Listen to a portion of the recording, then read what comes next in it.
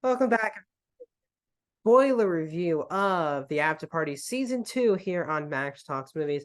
My name is Max and we're breaking down episode 4 of Season 2 of the After Party, Hannah. If you're new to the channel, please subscribe, ring the bell.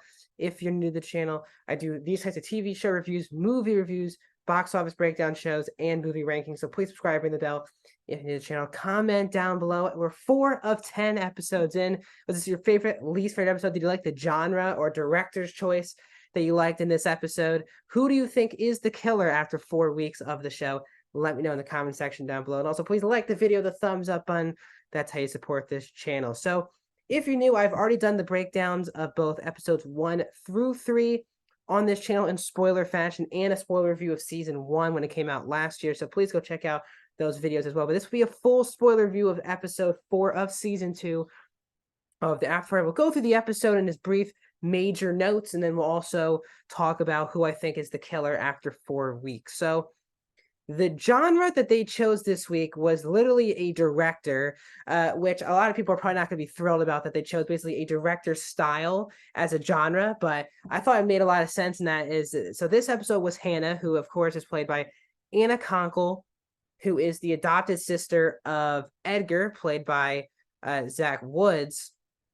And because of her kind of quirkiness, her weirdness, we got basically a Wes Anderson style episode.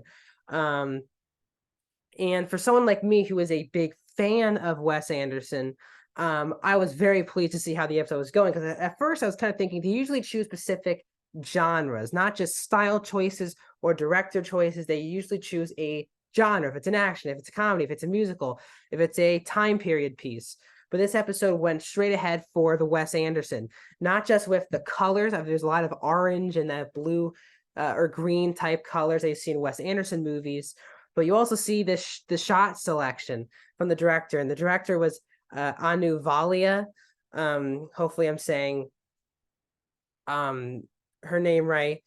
She also directed 3 episodes of She-Hulk just last year.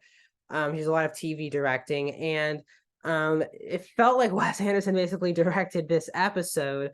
And I actually really enjoyed the quirkiness to the episode, because it had to be, because Hannah was a quirky character. So I think making it Wes Anderson made a lot of sense. So a couple of the main things that happened in the episode was the fact that Hannah obviously gets questioned at first by Anik, Zoe, and Danner at the beginning of the episode. But Zoe just thinks that Hannah's lying, because basically Hannah sent text with that basically they were in a kind of relationship, I guess, or definitely doing a fling for a month straight. And Zoe just could not believe that. So then Zoe leaves when Hannah starts talking about this. And Hannah wants to stop the wedding because, as I said last week, as I predicted, Hannah is in love with Grace. And I kind of saw that in the second episode, I guess.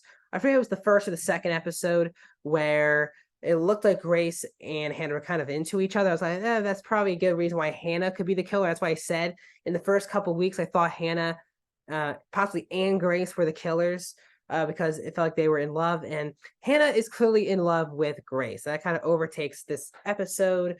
They obviously have a fling for a month, but Grace finally stops it and wants to marry Edgar. But the other big element of this episode is Jack Whitehall's character of Sebastian. He's clearly a business partner with Edgar, and in this episode, out of nowhere, when Hannah's alone, I think it's like the night of the rehearsal dinner, Sebastian kind of walks in asking to kind of get it on. Let's just say Hannah kicks him out. And later we see the character of Sebastian using Ken Jeong's Fang to help a negotiation thing. And we basically learned that Hannah basically says that not just was this a wedding, but also for Sebastian, Edgar was losing his business partner. And usually at a wedding, you don't just drop your business partner because you're getting married. So obviously under the eyes of everyone, Edgar did fire Sebastian. And even though Sebastian came to the wedding, they did not make this public.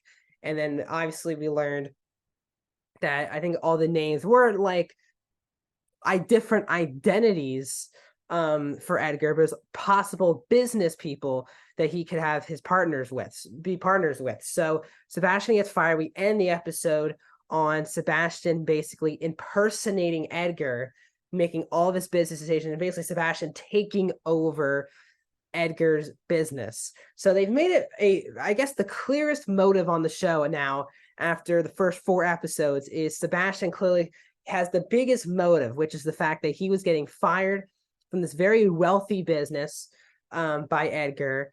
And obviously wanted to kill him so he could take over the business. That's a very easy slam dunk theory. But based on what happened in season 1, and really what I think, and I really believe in the cleverness of Chris Miller and the writers of the show, I don't feel like it's that easy of an assumption. While we didn't get a lot of the mom this episode, played by Elizabeth Perkins as Isabel, I still feel like she's a really good candidate. There's something off with the mother and son relationship between Edgar and Isabel. And based on IMDb, we're not getting that episode of Isabel until the 9th episode. So after 4 weeks, I guess Isabel was my first inkling of who I think would kill Edgar.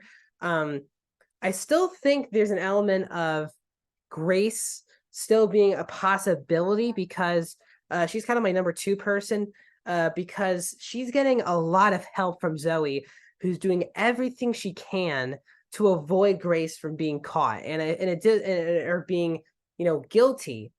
And it's a great thing for someone who actually did it to have someone fighting for them so much. Again, the whole point of season 1 with Jasper being the killer was no one was even thinking of him being the killer. And now I think it would be cool if the total opposite of season 2 is one of our main characters is protecting the actual killer so much. So I really do think Grace and Isabel are kind of my 2 lead killers. I think Sebastian's really too obvious. And I'm very interested to see how the show goes moving forward. But that's my spoiler review and breakdown of episode 4 of the After Party. I'll be back every Wednesday or Tuesday, depending on when I watch the episode, bringing you my new spoiler review of the new episode. So we're 4 of 10 in. I'll see you guys for the next 6 Wednesdays breaking down the After Party. I'll talk to you guys soon.